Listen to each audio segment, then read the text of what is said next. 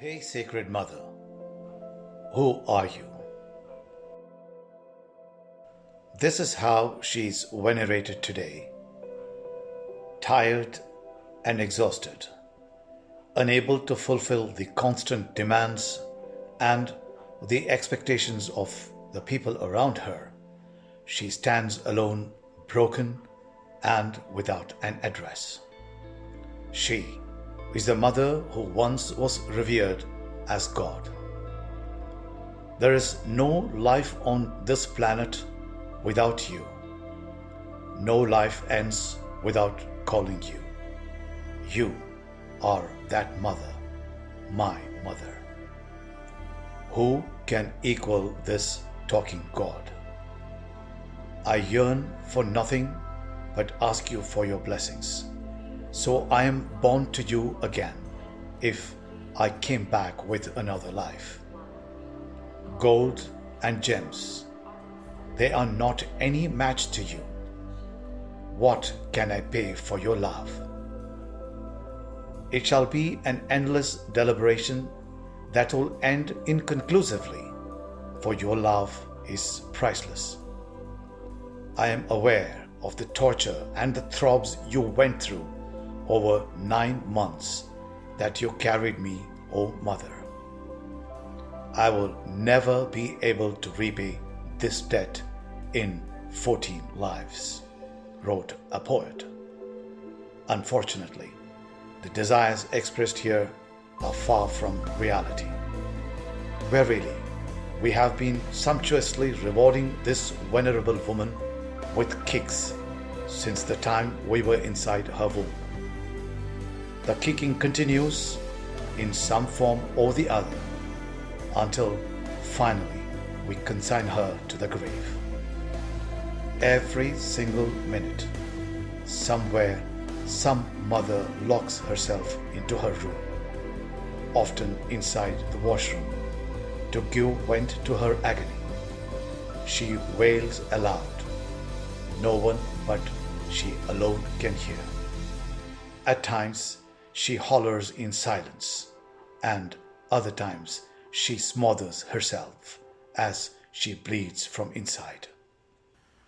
Because compassion is the main component of her blood, she keeps things to herself.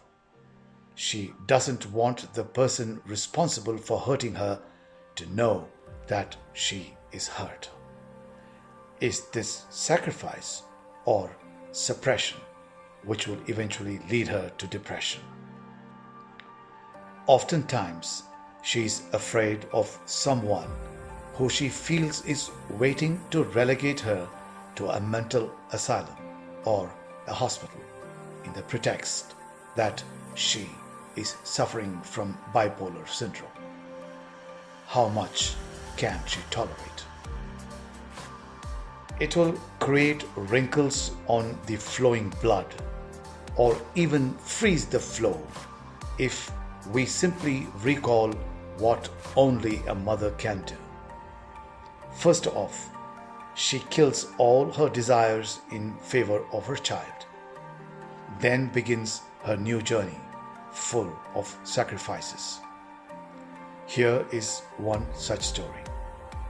She was a queen who, after several years of waiting, was to give birth to a child.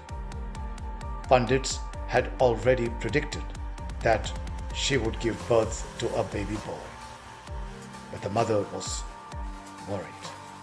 Worried because of another prediction which said that her son would get eternal liberation only if she gave birth 14 hours after the probable time of 9 a.m. It was 8:30 and the queen developed the desirable pain. How could she stop this? Was her anxiety. There was no time left. She called several of her palace maids and told them to tie her upside down. No one knew why she did what she did. The king and other men were not kept informed. Pandemonium echoed in the hallway as time kicked away and there was no news of the arrival of the prince. But everyone helping her remained shut inside the labor room of the palace. From then, she held herself in that posture until after a 14-hour period had passed. The prince was born. The queen died in a few minutes thereafter. The mother that she was did not just deliver the baby boy, but a monumental favor along with it. Such is the unconditional love of a mother who deserves nothing short of reverence. But the people of the modern world have no time for this sacred woman beyond reserving one day in a year when we extend artificial love and unnatural affection in return for the immeasurable sacrifices and unfathomable tolerance she has been demonstrating her entire life. In catching up with other people, we have become slaves of the material world.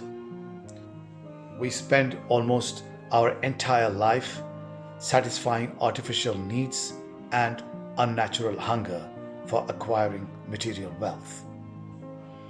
In the process, we are all stressed and we resort to medicines for relief, while forgetting the power our mothers can exude to get rid of our stress in no time.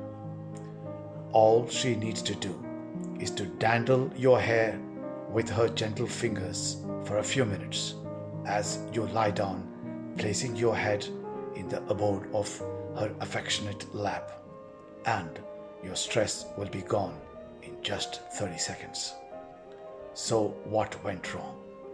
Who is responsible for the cremation of the Sacred Mother alive? The concept of labeling in the organized society is perhaps the main cause.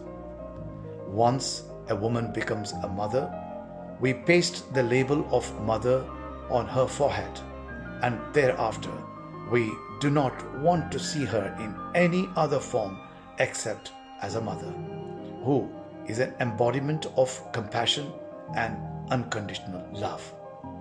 We forget that every mother is an individual first.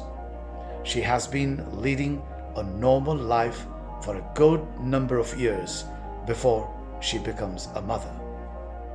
Her mind too is composed of the three energy propensities that drive her behavior and attitude. Nevertheless, no sooner she assumes the role of a mother than she crushes the two negative propensities in order to pour unadulterated love to her creations. However, we must understand that the individual self-inner is always alive and is under the influence of her own ignorance, as is for every other human being. If we appreciate this aspect of our Sacred Mother, it will help her in maintaining the holiness that develops in every woman when she becomes a mother. Where are you, Mother, my mother? We want you back.